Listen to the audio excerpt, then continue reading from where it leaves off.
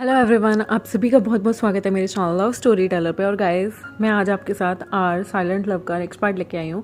उसे शुरू करने से पहले मैं आपको बता दूं कि मेरे 2 और चैनल हैं, बीएल स्टोरी टेलर और मूवी स्टोरी टेलर, जिसका डिस्क्रिप्शन में लिंक है, तो आप जाएं उन चैनल को सब्सक्राइब करें। और जिन्हें भी हिस्टोरिकल फंक्शन सुननी है वो उससे जाकर सुन सकते हैं। सेकेंड चीज़, गाइज, ये वाली जो नॉवल है इसे मैं 3-4 दिन शेयर नहीं करूँगी। उसकी जगह मैं आर नोना बेबी जल्द से जल्द अपने चैनल पे शेयर करके उसे ख़त्म कर देना चाहती हूँ, क्योंकि वो मैंने वॉटपेड पे शेयर कर रखी है और वो पब्लिकली अवेलेबल है। और लोग बाग क्या करें, आजकल मेरी ही फ़ैन फिक्शन वहाँ से उठा उठा के अपने चैनल पे बिना मुझसे पूछे ही शेयर करे जा रहे हैं।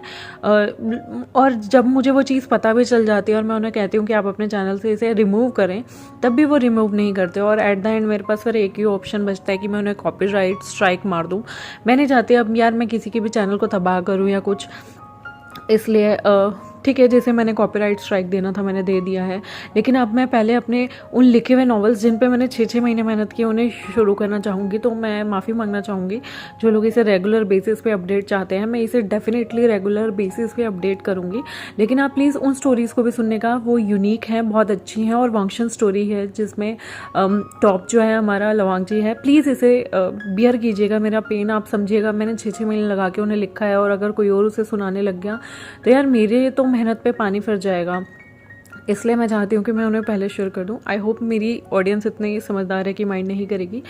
और चलिए आज का पार्ट हम शेयर करते हैं। विभूषण के लिए प्यार से लवांग जी लंच भेजता है, और लवांग जी जो है वो हमेशा विभूषण को मिस करता था, लेकिन वो अपने धंधे को भी नहीं छोड़ सकता था। उसके धंधे में बहुत ज़्यादा खतरा था। वो अक्सर इस तरह की मीटिंग्स के लिए ना जाने कहाँ कहाँ जाता था। आज भी शाम को उसे कहीं बाहर जाना था, और ऑब्वियसली उसकी फॉरेन की भी ट्रिप थी।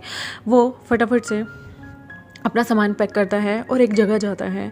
वांगजी जो है वो हर जगह विभूषण को ही मिस किया करता था। वो यहाँ एक जगह आया होता है जो कि अंडरग्राउंड होते हैं। यहाँ पे बहुत सारी प्रॉस्टिट्यूट्स होती हैं और बहुत सारे लीगल इलीगल काम करने वाले लोग होते हैं, जो कि यहाँ पर उनके जो अंडरवर्ल्ड के धंधे थे उन्हें भी सपोर्ट करने में कहीं ना कहीं हेल्प करते हैं। वांगजी उनसे बहुत सारी डील साइन करने वहाँ जाता है। वहाँ पर जाना कोई आसान बात नहीं थी, क्योंकि वो जगह बहुत ही ज़्यादा रहस्यमयी होती थी। पुलिस के छापे वहाँ कभी भी पड़ सकते थे, और ऐसी जगहों पे ही जो गैंगस्टर हुआ करते थे वो अपनी डील किया करते थे। और वहाँ पे लड़कियाँ भी सीड्यूस करने बहुत ज़्यादा आया करती थी। तो जब अपनी डील के लिए वांगजी गया होता है, तो जो उसका ओपोनेंट क्लाइंट होता है वो किसी फॉरेन एरिया से होता है। वो वांगजी को जब डील साइन करने के लिए लालच में एक ओमेगा गर्ल देता है, जिसके साथ अक्सर जो इस तरह की डील होती थी उसमें साइन करने से पहले क्लाइंट को खुश करने के लिए उन्हें लड़की या ओमेगा बॉय ऑफर किया जाता था, जैसे कि हकीकत दुनिया में भी होता है गाइस। लेकिन वांगजी को किसी में इंटरेस्ट नहीं था सिवाय विंग के। वो लड़की जब वांगजी की चेस्ट पे और उसकी थाइस पे हाथ फेर रही होती है, तो वांगजी तभी के तभी उस लड़की को हल्का सा धक्का करके पुश कर देता है और उसे कह देता है कि प्लीज़ डोंट टच मी, मुझे हाथ लगाने की ज़रूरत नहीं है। और रही बात, तो मेरे पास मुझे कोई और पसंद है, तो please mind your on business, मुझे टच करने की ज़रूरत नहीं है आपको, मैं इन सब चीज़ों में बिलीव नहीं करता। और वांगजी उस लड़की को साइड कर देता है। वो लड़की भी समझ आती है कि वांगजी इंटरेस्टेड नहीं है, लेकिन जो सामने फॉरेन ओपोनेंट होता है वो भी उस लड़की को इशारा करके वांगजी को टच करने के लिए से मना कर देता है, क्योंकि वो समझ चुका था कि वांगजी ऐसा इंसान नहीं है जिसे लस्ट की वजह से पटाया जा सके। वांगजी वहाँ पर अपना काम जो होता है उस डील को साइन करता है, लेकिन वांगजी को उस डील में थोड़े से घोटाले लगते हैं। तो वांगजी जो है वो उस डील को जो है होल्ड पे डालने की बात करता है, लेकिन वहाँ का जो आदमी होता है वो एकदम से खफा हो जाता है। खफा होने की वजह से सामने वाले जो ओपोनेंट्स होते हैं वो वहाँ पे एकदम से गन निकाल लेते हैं। और वांगजी यहाँ पर अपने बॉडीगार्ड्स को भी लेके गया हुआ था, तो वांगजी के भी जो बॉडीगार्ड्स होते हैं वो एकदम से गन निकाल लेते हैं। वहाँ पर माहौल बहुत ज़्यादा तनातनी वाला बन जाता है। लेकिन तभी उस जगह का ऑनर आता है, और उस जगह का जो ऑनर होता है वो उन दोनों के बीच में शांति करवाता है और कहता है कि देखो, ये मेरा पब्लिक प्लेस है और यहाँ पर बहुत सारे लोग आते हैं। अगर तुम इस जगह को तोड़फोड़ कर दोगे तो हर्जाना तो तुम भर दोगे, लेकिन मेरे क्लाइंट तो तुम भगा दोगे ना। तो प्लीज़ इस डील को या तो आप यहाँ से बाहर जाके तय करें, या फिर आप लोग इस डील को भूल जाएं, ठीक है। और प्लीज़ मेरे यहाँ पर लड़ाई मत कीजिएगा, वरना मुझे पुलिस बुलानी पड़ेगी मजबूरी में। वो आदमी यहाँ पर उन्हें वॉर्न करके जाता है तभी जो फॉरेनर होता है वो अपने बंदों को इशारे करता है और वो सारे गन्स को नीचे कर देते हैं और वो फॉरेनर भी अपने हाथ से गन जो है निकाल के बेंच पे रख देता है। तभी वांगची भी अपनी अपनी गन को उसके लोग भी हटा लेते हैं, नीचे कर लेते हैं और वांगची कहता है मुझे इस डील को सोचने के लिए टाइम चाहिए, मैं तुम्हें बता दूंगा जल्द ही, मुझे अभी फ़ॉरेन किसी काम से जाना है, जब मैं वहाँ से आऊँगा तब मैं इस डील के बारे में सोचूंगा क्योंकि मुझे इस डील में कुछ घपले लग रहे हैं। वो आदमी भी वांगची पे कहीं ना कहीं रिलाय करना ही चाहता था क्योंकि वो जानता था कि डील अगर वांगची के थ्रू होगी तो ज़्यादा प्रॉफिटेबल होगी क्योंकि वांगची का नाम और दबदबा काफ़ी अच्छा है गैंगस्टर और अंडरवर्ल्ड की दुनिया में। लेकिन वो आदमी जानता था कि अगर वो वांगची का चीज़ यूज़ नहीं करेगा तो उसे बहुत ज़्यादा नुकसान भी उठाना पड़ सकता है और अपने राइवल्स के थ्रू वो बहुत ज़्यादा शिकस्त भी खाएगा, यानी कि लूज़ भी कर जाएगा बहुत सारी चीज़ों को। तो वो आदमी वांगची की चीज़ों पे जो है एग्री कर जाता है। लेकिन वांगची को वहाँ से फटाफट से विंग के फ़ोन आ रहे होते हैं। विंग के फ़ोन भी क्या, उसे मैसेज ही आ रहे थे क्योंकि विंग फ़ोन पे बात तो कर नहीं सकता था। तभी वो विंग को मैसेज करता है कि बेबी डोंट वरी, मैं तुम्हें पिक करने आ रहा हूँ। वांगची वहाँ से जल्द निकलने की कोशिश करता है। वो जो फॉरेनर होता है ना, उसे डाउट होता है कि वांगची किसी के प्यार में होगा, तभी उसने आज लड़की भी रिजेक्ट की। हालांकि वांगची कोई ऐसा इंसान नहीं है जो लड़कियों या ओमेगा उसमें इंटरेस्ट रखे, लेकिन उस आदमी को दिलचस्पी होती है कि अगर वांगची की कोई वीकनेस है उसे अगर ये लोग अपने काबू में कर लेंगे तो वांगची इस डील के लिए फटाफट से मान जाएगा। तो वो अपने आदमियों को वांगची का पीछा करने के लिए बोलते हैं और वांगची जो है वो वहाँ से जैसे ही निकलता है उसके बॉडीगार्ड उसे फॉलो कर रहे होते हैं। लेकिन वांगची कहीं ना कहीं भाप लेता है कि वो जो आदमी है वो जैसे तैसे करके उनका पीछा कर रहा है। तो वांगची अपने बॉडीगार्ड को इशारों से बताता है और वो उस आदमी का जो ध्यान होता है वो भटकाने के लिए कहता है। बीच रास्ते में एक टाइम ऐसा आता है कि वांगची जो है जैसे तैसे करके गाड़ी भगाता है और वांगची के जो बॉडीगार्ड थे वो गाड़ी फटाफट से आगे लेके आते हैं और वांगची अपनी गाड़ी और जो उसके लोग होते हैं वो एक जगह गाड़ी को रोक के वांगची अपनी गाड़ी में से दूसरी गाड़ी में चला जाता है और उनका एक बॉडीगार्ड वांगची की गाड़ी चला लेता है। और ऐसे करके वांगची और वांगची की गाड़ी जो है उसके बाद ये दोनों गाड़ी के पीछे जो लोग पीछा कर रहे थे उन्हें पता नहीं चलता क्योंकि ये काम बहुत जल्दी ये लोग करते हैं। उसके बाद जिस गाड़ी में वांगची बैठा हुआ था उसे एक ड्राइवर चला के दूसरे रोड पे ले जाता है और जिस गाड़ी में उसके बॉडीगार्ड थे उस गाड़ी में ही वांगची सेफली वहाँ चला जाता है जहाँ उसे जाना था। और सिर्फ एक ही आदमी था जो कि उस आदमी ने वांगची के पीछे छोड़ा था, तो वो आदमी गलत डायरेक्शन में चला जाता है ये सोच के कि वांगची उस डायरेक्शन में गया है, लेकिन वहाँ वांगची नहीं था। वांगची ने चकमा दिया था ताकि विंग की सिक्योरिटी को कोई भी बात ना आ जाए। वो लोग क्या करते हैं, वो आराम से विंग की जगह जाते हैं, विंग के ऑफिस से। जब विंग नीचे आता है तब तक वांगची ने तीसरी गाड़ी बुला ली थी जिसमें उसके बॉडीगार्ड जो हैं पीछे बैठ सके और वांगची इस गाड़ी में आराम से विंग को जो है उसके घर तक छोड़ के आ सके। वो कभी भी विंग को डराना नहीं चाहता था क्योंकि उसका काम ही ऐसा था, वो अंडरवर्ल्ड से कहीं ना कहीं बिलोंग करता था, तो वो इतनी इजीली जो है किसी को विंग को हार्म नहीं करने दे सकता था। और इतने बड़े बड़े मोटे मोटे एकदम लंबे लंबे हट्टे कट्टे बॉडीगार्ड देख के विंग जैसा फ्रजाइल प्यारा क्यूट सा ओमेगा डर ना जाए, इसी डर से वांगची जो है वो अक्सर अपने जो बॉडीगार्ड्स होते थे उन्हें दूसरी गाड़ी में बैठने के लिए कह दिया करता था। उसे विंग को देखते ही जब विंग उसकी गाड़ी में आके बैठता है इतनी बड़ी स्माइल उसके चेहरे पे आ जाती है। विंग कहता है तुम आज लेट हो गए, अंकल जियांग मुझे गुस्सा करेंगे। वांगची कहता है तुम्हारे अंकल की तो, अगर तुम्हारे अंकल ने गुस्सा किया तो मुझे बता देना, मैं बात कर लूँगा तुम्हारे अंकल से।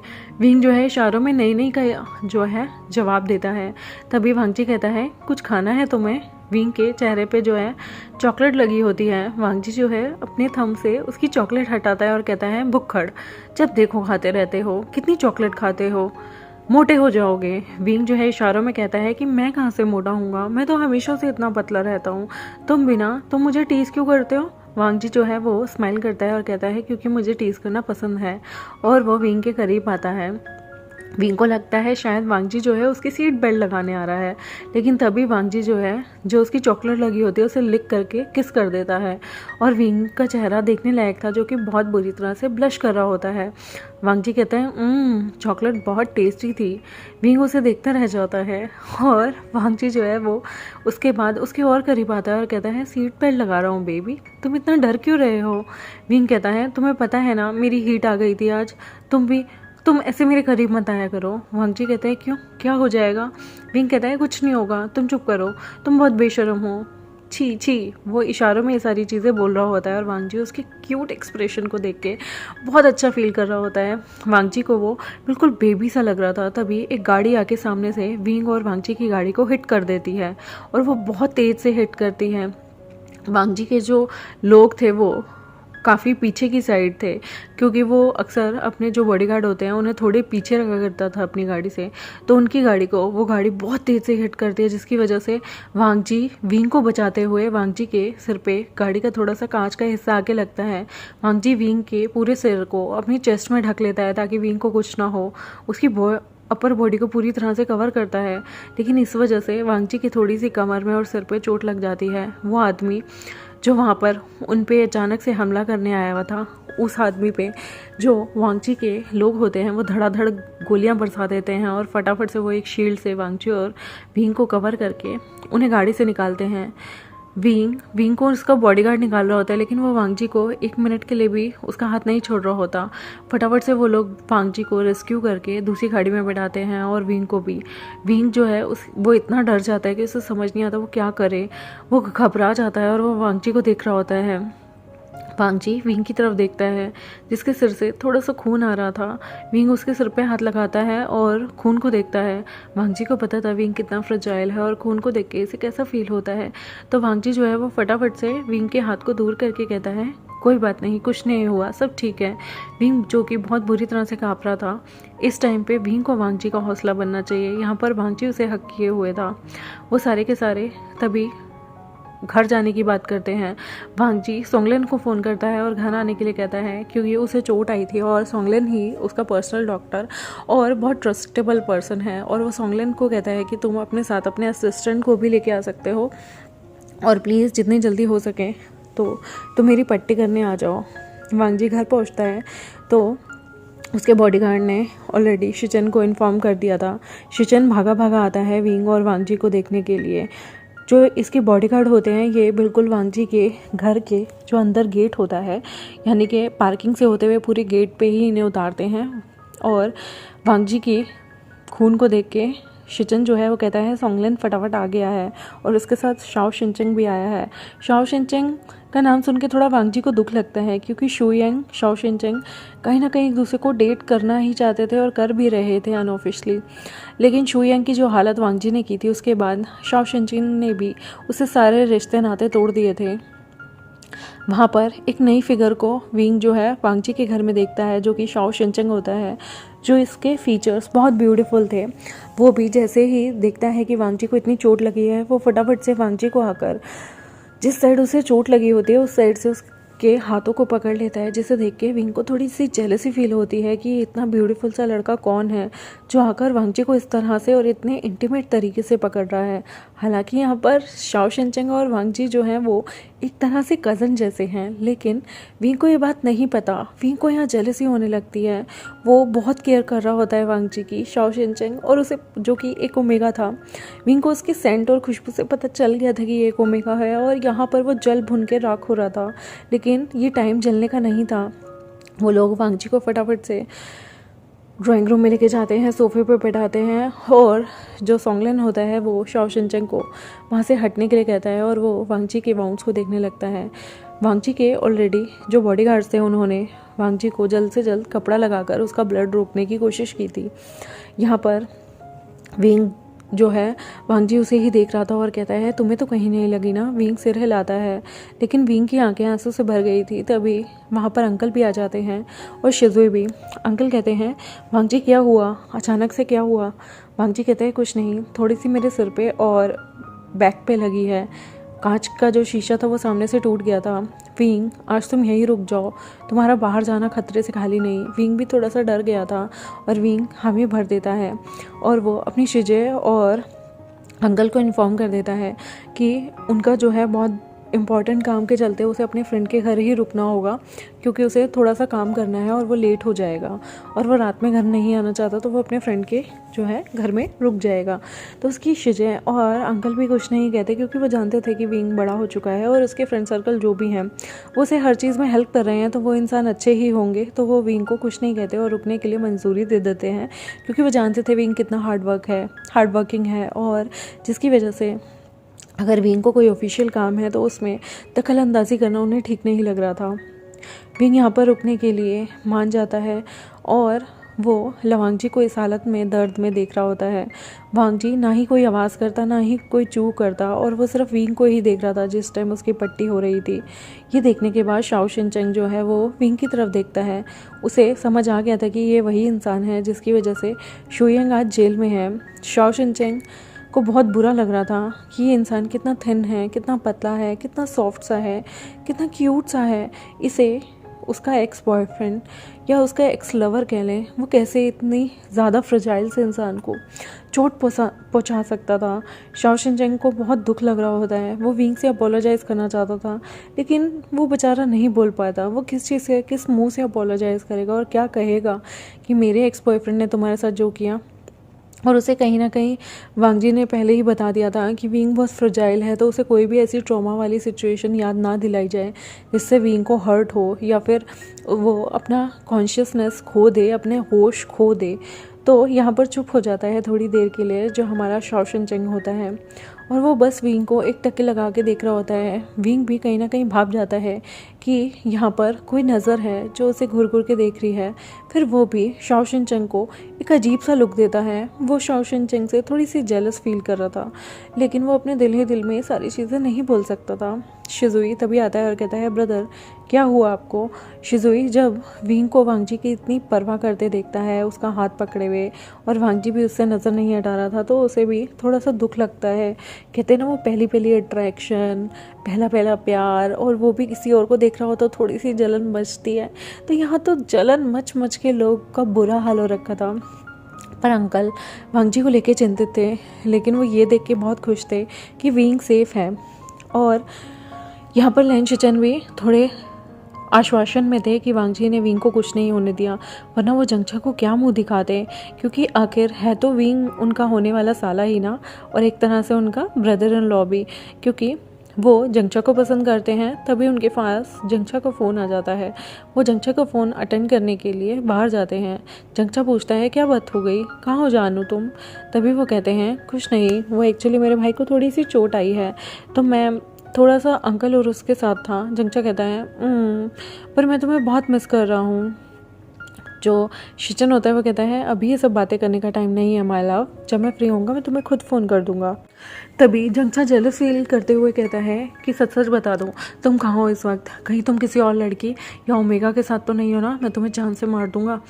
तभी जो हमारा लैन शिचन होते हैं वो कहते हैं, तुम्हें लगता है मुझे तुम्हारे अलावा किसी और के साथ कुछ करने को मन करेगा, और वैसे भी तुम मेरी सारी एनर्जी को एग्जॉस्ट कर देते हो, और तो मैं दूसरों को तब देख पाऊंगा ना जब तुम मुझ में मेरी एनर्जी को छोड़ोगे। तुम्हारी वजह से मेरे अंदर एनर्जी ही नहीं बचती कि मैं किसी और को देख सकूं।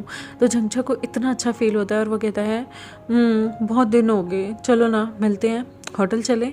तो जो हमारे शिजन होते हैं वो कहते हैं, शिमलेस, तुम्हें हर टाइम ना रोमांस की चाहिए होती है, कभी तो सीरियस हो जाया करो। जंगचा कहते हैं, तो क्या हुआ, और वैसे भी आई लाइक यू, बस मुझे पापा से बात करनी है कि मैं तुम्हें बहुत पसंद करता हूँ, सच में मैं तुम्हारे साथ ज़िंदगी बिताना चाहता हूँ, और जब तक मैं अपने पैरों पे खड़ा नहीं हो जाता तब तक हम एक दूसरे को अच्छे से डेट कर सकते हैं, और वैसे भी शादी तो मुझे तुमसे ही करनी है, तो मुझे तुम्हारे साथ फिजिकल होने में क्या प्रॉब्लम होगी। लैन शिचन कहते हैं, हाँ ये बात भी सही है, वैसे मुझे भी तुम्हारी बहुत याद आ रही है, और तुम्हारी उन सेक्सी आवाज़ों की भी।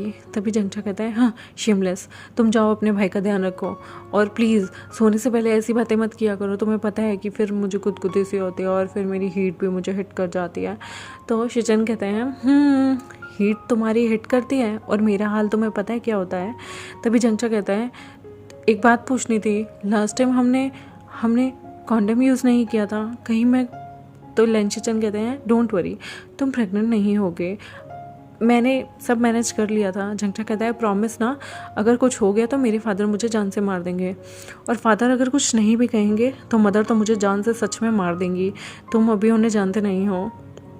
तभी लैंशचन पीछे विंग की तरफ देख के कहते हैं समझ सकता हूँ मैं तुम्हारी मदर को। और वो उसे आई लव यू बोलते हैं और झंगटा भी उन्हें आई लव यू बोलता है, और दोनों एक दूसरे को गुड नाइट विश करके आपस में फ़ोन कट कर देते हैं। यहाँ पर वांगजी के पास आता है। वांगजी की जो जितने भी वाउंड्स थे, जितने भी जख्म थे, उन्हें साफ़ करने के बाद यहाँ सोंगलेन ने उसे पट्टी वट्टी कर दी होती है, और वो कहता है कि तुम्हें कुछ दिन तक आराम करना चाहिए। वांगजी कहता है मुझे फ़ॉरेन के लिए भी निकलना है। तो सोंगलेन कहता है अपना ख्याल रखना, और हाँ मैं तुम्हारे लिए दवाई वगैरह दे देता हूँ, जल्दी तुम ठीक हो जाओगे। इतने कोई गहरे जो हैं तुम्हें मार्क्स नहीं आए, और इतने गहरे कोई तुम्हारे जख्म नहीं है, 1-2 दिन में तुम्हारे सारे जख्म भर जाएंगे। लंजा जो है वो उसे आँख मारता है और कहता है कि झूठ बोलो कि टाइम लगेगा, 15 दिन लगेंगे। तो सोंगलेन इशारों में पूछता है क्यों? तो लंजा जो है विंग की तरफ इशारा करते हुए कहता है झूठ बोलो ना। तो वो कहता है वैसे 1-2 दिन में घाव भर जाएंगे, लेकिन अंदरूनी घाव भरने में और सब कुछ ठीक होने में 15 दिन लग जाएंगे, तो तुम्हें 15 दिन तक अपना ख्याल रखना है वांगजी। ये सुनने के बाद तो विंग के जैसे दिल की धड़कन ही रुक गई थी कि 15 दिन, इतनी ज़्यादा चोट आई है उसे बचाने के लिए वांगजी को। वो एकदम से वांगजी को आंसू भरी नज़र से देखता है और उसके चेहरे को हाथ लगाकर फील करने लगता है। ये देखने के बाद सिजुई तो जैसे जल भुन के राख हो गया था, और वो कहता है ब्रदर वो मुझे कुछ काम है, मैं अभी अपने रूम से आया, आप ठीक हो ना? ये जान के मुझे खुशी हुई, बस मैं अभी आया। और शिजुई जो है अपने रूम में जाता है, अपने रूम को ज़ोर से बंद करता है, और वो जिंगी को फ़ोन लगा के ज़ोर ज़ोर से रोने लगता है। उस साइड जिंगी भी बहुत इरिटेट हो चुका था, जो कि उसका फ़ोन ही नहीं उठाता, बहुत बार फ़ोन करता है। और तभी शिजुई जो है वो अपना फ़ोन जो है बिस्तर पे फेंक देता है और कहता है तुम सारे बहुत मतलबी हो, तुम सारे, I hate you, I hate you, I hate you all. लेकिन वो सारी चीज़ें बहुत दिल में और बहुत धीरे से कह रहा होता है ताकि कोई सुन ना ले। यहाँ पर विंग जो है वो वांगजी को जिस तरीके से देख रहा था, वो कहीं ना कहीं शॉ शिनचेंग को बताना चाहता था कि वांगजी सिर्फ उसका है। तभी जब पट्टी वट्टी हो जाती है, सोंगलेन वहाँ से पास से उड़ जाता है, तो फटाफट शॉ शिनचेंग जो कि वांगजी का कज़न है उसके पास आके देखने लगता है, और वांगजी की मुंडी अपनी तरफ मोड़ के कहता है तुम ठीक हो ना? मुझे लगा पता नहीं तुम्हें कुछ ज़्यादा चोट आ गई हो, पर लग तो नहीं रहा कि तुम्हें ठीक होने में 15 दिन लगेंगे, 1 से 2 दिन में तुम ठीक हो जाओगे। तभी शॉ शिनचेंग के पैर पे वांगजी पैर रख के उसे इशारों में अपनी आंखें बड़ी करते हुए बोलता है कि विंग के सामने ये मत बोलो। शॉ शिनचेंग कहता है हाँ मतलब चोट थोड़ी ज़्यादा गहरी लग रही है मुझे। नहीं लगेंगे 15 दिन लगेंगे। और वांगजी उसे एक क्यूट सी स्माइल देता है और कहता है ऑफ कोर्स कोई बात नहीं, विंग मेरा ख्याल तब तक रख लेगा, है ना विंग? वो विंग के सामने ऐसी पपी आइज करता है और विंग कहता है वांगजी कहता है विंग मुझे बहुत दर्द हो रहा है, लेकिन अगर तुम एक चिकिस कर दोगे, वो उसके सामने गाल आके करता है, तो मैं एकदम ठीक हो जाऊंगा। विंग को बहुत शर्म आती है, वहाँ पे कितने सारे लोग खड़े थे, लेकिन वांगजी तभी जान के दर्द के बहाने करता हुआ आवाज़ निकालता है मेरा सिर बहुत दुख रहा है। और विंग इमिडिएटली अनकॉन्शियसली उसे जाके चिक्स पे किस कर देता है, यानी कि गालों को चूम लेता है, जो कि अनएक्सपेक्टेड था। और वहाँ पर सारों के गाल लाल हो जाते हैं, कान लाल हो जाते हैं कि ये क्या देख लिया हमने, ये तो हमने सोचा ही नहीं था। तभी अंकल चरण जो हैं वो कहते हैं शेमलेस, वांगजी तुम बहुत ज़्यादा परवर्ट हो गए हो, चलो आओ खाना खा लो। वांगजी विंग को देखता है जो कि ब्लश कर रहा था, और अपना चेहरा फटाफट से हाथों के पीछे छुपा लेता है एकदम क्यूट बेबी की तरह। वांगजी उसे साइड हग करते हुए और उसके साथ चिपके हुए, बिल्कुल क्लंगी जैसे कोई बंदर चिपका हो, बिल्कुल वैसे चिपकते हुए खाने की टेबल पे जाता है और पूरा टाइम उसे देखता रहता है। अंकल शिजुई को भी बुलाते हैं, लेकिन शिजुई की तो जैसे भूख ही मर गई थी। मन मार के शिजुई बाहर आता है और अपने लवी डवी भाई को वी वुशियान के साथ देख के वो अपनी फोक को बहुत ज़ोर ज़ोर से डाइनिंग टेबल पे ही बेचारा मारता रहता है। जब भी वो कुछ खाता, पूरे टेबल पे सारे प्यार से खा रहे होते। विंग और वांगजी एक दूसरे को देख रहे होते, लेकिन शिजुई ज़ोर ज़ोर से अपने बाउल के अंदर अपनी कभी फॉक मारता, कभी स्पून मारता, कभी चॉपस्टिक मारता। तो अंकल कहते हैं क्या हुआ शिजुई, तुम्हें खाने नहीं आता? टेबल पे क्या हरकतें कर रहे हो? तुम कोई बच्चे नहीं हो, तुमसे अच्छे तो लेंस एक्ट के बच्चे खाना खाते हैं। शिजुई कहता है वो अंकल, उसे इतनी बड़ी डांट जो पड़ी थी, तो वो चुपचाप धीरे धीरे बिना चू चपट किए खाना खा लेता है। फिर विंग जो है वो वांगजी को कहता है आज तुम अंदर सो जाओ, मैं बाहर सो जाऊंगा, तुम्हें चोट भी लगी है। तो वांगजी कहता है नहीं नहीं, मेरा बेड इनफ है, हम दोनों उस पर स्क्वीज होके सो जाएंगे। विंग जो है वो उसे थोड़ा सा धक्का मारता है, पुश करता है और कहता है बिल्कुल नहीं। वांगजी कहता है बिल्कुल। मेरा सिर दुख रहा है। विंग फटाफट से उसके पास आ जाता है और वांगजी यहाँ पूरे ड्रामे करता है, यहाँ तक कि वो विंग को कहता है चलो तुम दीवार की साइड होकर सो, और विंग को कहता है प्लीज़ विंग, मुझे डर लग रहा है, मेरा सिर भी बहुत दुख रहा है, प्लीज़ मुझे हक करके सोना। और विंग बेचारा बुद्धू बनता रहता है और उससे हक करता है। विंग को ऐसा लग रहा था जैसे वांगजी को सच में बहुत प्रॉब्लम हो रही हो, लेकिन वांगजी आराम से उसकी नेक के ऊपर सिर रख के उसकी खुशबू सूंघते हुए, उसे टाइट हक बाहों में भरते हुए, बिल्कुल ऐसे जैसे वो उसका पति है और सामने उसकी बीवी है, ये वाली फील लेते हुए विंग को टाइट हक करते हुए सो जाते हैं। और विंग जो कि बेचारा पतला दुबला फ्रजाइल सा होता है, वो सोच रहा होता है ये इतना बड़ा लड़का ये मुझे ऐसे क्यों ट्रीट कर रहा है और मुझे ऐसे चिपक के सो गया, मुझे तो सांस भी नहीं आ रही। वो वांगजी को शोल्डर पे टैप करता है और बोलता है सांस नहीं आ रही, थोड़ा सा गैप दो। वांगजी कहता है ओह हाँ ठीक है। और वो विंग को कहता है अच्छा तुम सीधे लेटो, मैं तुम्हें हक करूँगा, मैं तुम्हारे शोल्डर पे सिर रख के सोऊंगा। विंग वैसे ही लेटता है और वांगजी उसके शोल्डर पे सिर रख के आराम से सो जाता है। विंग जो है पहले तो अनकंफर्टेबल था, लेकिन वांगजी जो है जब अपने फेरोमोन्स छोड़ता है और उसकी खुशबू, उसकी सूदिंग सी जो स्मेल होती है, फ्रेगरेंस होती है, उसकी वजह से विंग भी सूदिंगली वहाँ पे आराम से उसे हक करके सो जाता है। और दोनों सोते हुए बिल्कुल ऐसे लग रहे थे जैसे दो रैबिट हों, सॉफ्ट क्यूट बेबी रैबिट की तरह वो लग रहे होते हैं, और दोनों एक दूसरे की खुशबू को सूंघते हुए आराम से सो जाते हैं। आई होप आपको आज का पार्ट अच्छा लगा हो। मेरे चैनल को सब्सक्राइब कर दें, वीडियोस को लाइक कर दें, बेल आइकन को प्रेस कर दें। कमेंट सेक्शन में ज़रूर बताइएगा आपको आज का पार्ट कैसा लगा। काफ़ी क्यूट था और काफ़ी फ़नी भी। चलिए आगे के जो अटेम्प्ट्स होंगे वो 3-4 दिन बाद मैं अपडेट करूँगी, लेकिन आप नोना बेबी जो मैं शेयर करने जा रही हूँ उसे ज़रूर सुनिएगा, वो बहुत अच्छी स्टोरी है गाइस। इसको 3-4 दिन के अंदर मैं उसे कंप्लीट करके छोड़ दूँगी, फिर इसे कंटिन्यू करूँगी। जहाँ आप इतना वेट करते हैं वहाँ थोड़ा सा और सही, और मुझे पता है मेरी ऑडियंस बहुत प्यारी है, वो वेट कर लेगी। उसे ज़रूर सुनिएगा, वो भी बहुत प्यारी है क्योंकि उसमें भी जो विंग है वो बहुत इनोसेंट है। ठीक है, बाय।